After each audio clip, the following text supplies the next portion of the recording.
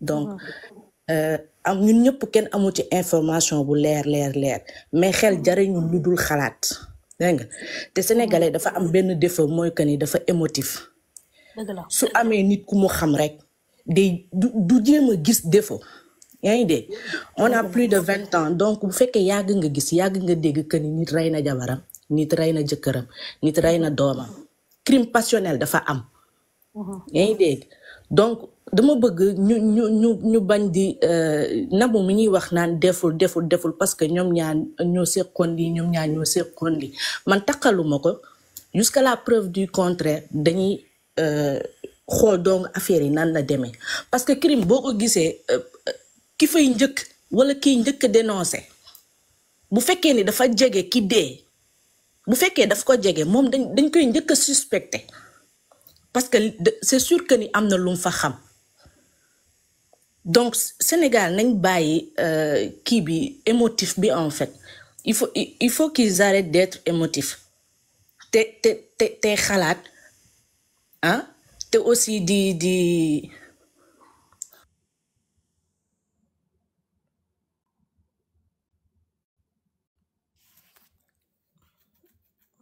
xam naa daa am appel de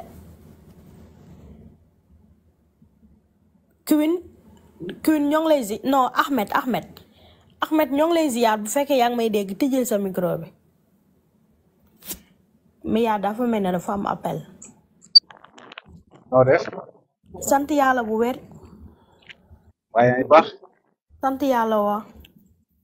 alhamdulilah waaye ñu ngi lay félicité avant tout en sister trop macha allah waaye yaa ngi leeral aussi tamit wala yaa ngi wax boog lu jar a wax quoi ça libère les esprits en fait waaw mais juste bëggoon a wax lu ndaw quoi xam naa ni man lu ma yàgg waaw bëggoon a wax ak jeunesse Sénégal bi rek quoi dëgg la c'est la deuxième fois may dugg ci live aussi tamit waaw aussi tamit juste rek bon bëggoon a wax ci cadre lobby yi quoi tu vois parce que Sénégal man damay wax ni bu nekkul seen objectif tamit bokk na ci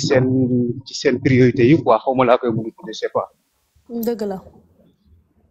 waaw foofu noonu jeunesse bi am nañ ci part de responsabilité yu mag a mag a mag def nañ ci mën a bay seen waar rek ci def quoi parce que nekk nañ ñoo xam ne man xaw ma nag quoi je sais pas quoi lu ñu gis Sénégal tamit quoi loolu ñoom ñooy xam quoi ça leur concerne mais bëggoon naa daal jeunesse sénégalais bi lépp luñ ci mën rek ñu def ko ci parce que tamit bëri na fa ay jeunes talent bëri na fa ay xale yoo xam ne ñoom soxla nañ leen quoi dëgg la pour seeni action tu vois waaw te aussi tamit ils sont prêts à tout quoi aussi tamit amul lenn lu ñuy hésité tamit yii mun naa wax yi ay misaal yu ndaw la rek ay junj la rek quoi ñoom ñu ngi ñëw quoi en fait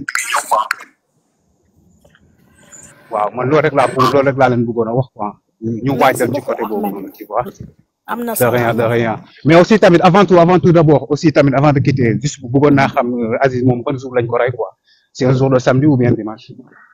apparemment ci lundi bi la parce que voisine yi nee nañ ci lundi bi lañ dégg ay yuuxu ah ouais ci 8h bi ak ci 16h bi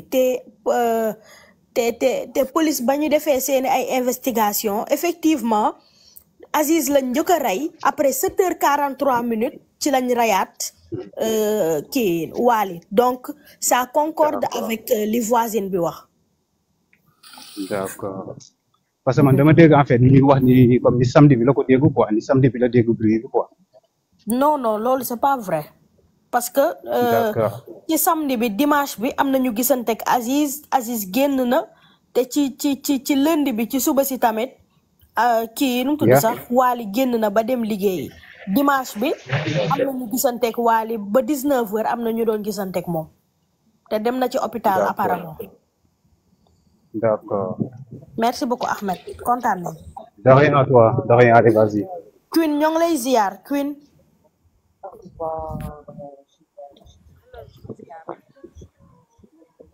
Queen dégguñu la bu baax de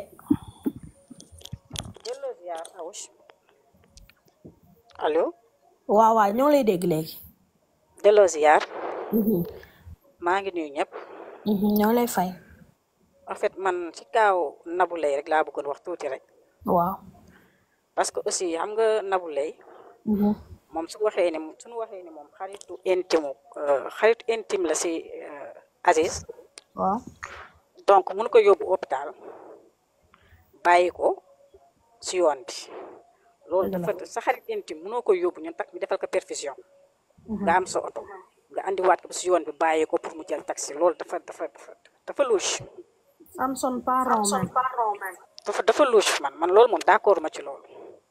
le fait que nag mu ñëw ni demal xool si toilette bi xaw ma demal xool si waañ bi loolu aussi man d'accord ma ci. tu vois nit yi aussi pour ñëw di ko plaider ak bon am nañ ci droit parce que xam nga nit moom nit rek nga mën a doon. parce que xam nga nit mënoon wax ni moom dafa nekk xaritu intime ba pare ñuy xalaat ni def na ko yéen nii.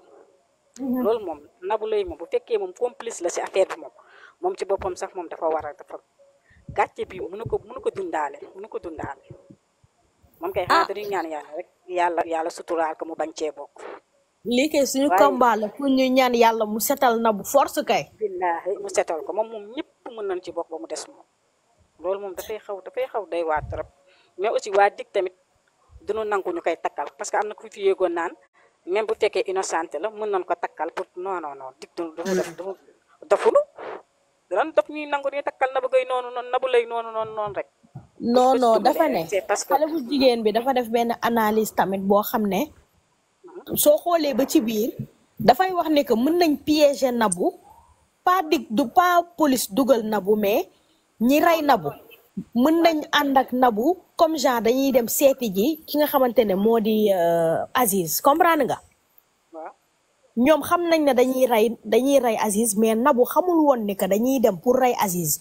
léegi dañoo bëggoon takkal Nabou dem ànd ak Nabou ci appartement bi pour ñu ne Nabou tamit mi ngi fa woon comprendre nga.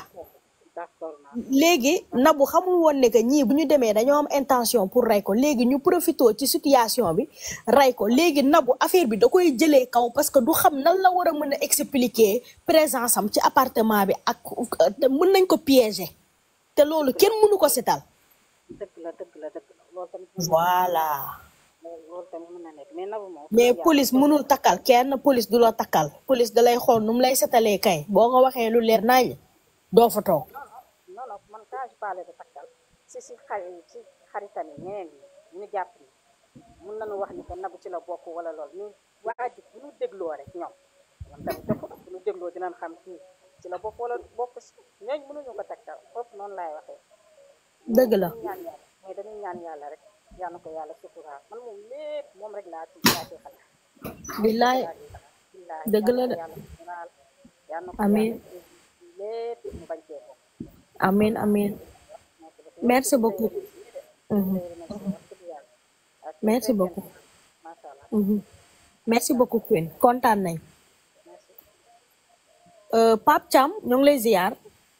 delloo ziar maa ngi lay bëggee bu baax. delloo bëggee. bëggee gars yi nekk si laa bi yëpp del nalaw baax na de. non kaa bi kay tànk leerul kenn du nalaw. ku nalaw complice la. waaw mais nga noppal xel bi tuuti. mais naaj sax ñoo ngi rafetlu intervention yi gars yi def si live bi. dëgg la. kaala boo xam ne bon Sénégal dafa am loo xam ne dañ naan sax presque année bu jot genre crime yi nii dafay am si suñu réew. day am surtout période màggal gi. waaw période bu doy waar la jaaxal Sénégal. ma ne leen ñu def nank ci affaire bi parce que Seneweb moo joxe ni que Mamadou Diawo moo rey ñu dem ba ci biir. ñu ne Mamadou Diawo deful dara. dafa am feebaru xel. voilà kon Seneweb roulé na Sénégalais yëpp si farine bi léegi nag parce que Seneweb bu ngeen warul def communiqué boobu waru ko njëkk a def la police parce que police moo ko war a njëkk a def.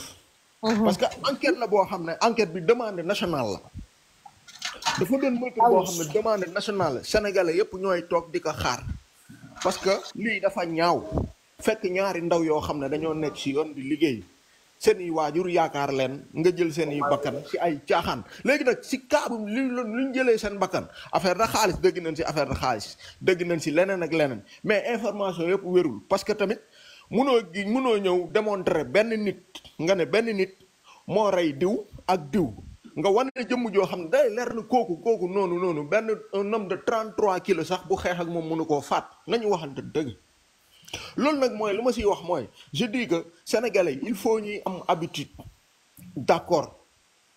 baax na ñuy def ay live TikTok essayer d'influencer les gens joxe ay motifs wax ça permet à la police aussi de trouver quelques raccourcis pour gën a approfondir seen enquête mais am nday information yoo xam ne nit waru ko mën a génn joxe diw moo rey diw la tudd jàpp nañ ko loolu de information man li ma jàpp mooy information mooy nga joxe ay indice nga ne diw day wax na téléphone ak moom lii def na lii loolu dafay dimbali police mu def ay enquête am mais boo tëbee ne diw moo joxe en tant que site bu mel na Seneweb ak yeneen yoo xam musuñ ko xamee si ay fausse information tey bu ñëwee def genre bourdi yi daf ñuy jaaxal beneen bi si topp awa gis nga Sénégal dafa am loo xam ne dañ ko war a bàyyi xel c'est le monde bi de moins en moins dafay nekk ci insécurité te Sénégal li nga wax sànq lay confirmer bi fi lobby yi commencé dugg étranger yi commencé bari la population sénégalaise dañuy commencé nekk population société boo xam ne dañoo violente léegi nit ñi amatuñu yërmande léegi nit ñi néej nañu nit ñi tey préfère nañ fekk ñaar ñuy xeex au lieu que ñuy àtte leen dox seen diggante ngir bañ ñi gaañante wala ñu reyante mais da ngay préférer taxaw jël sa téléphone di filmer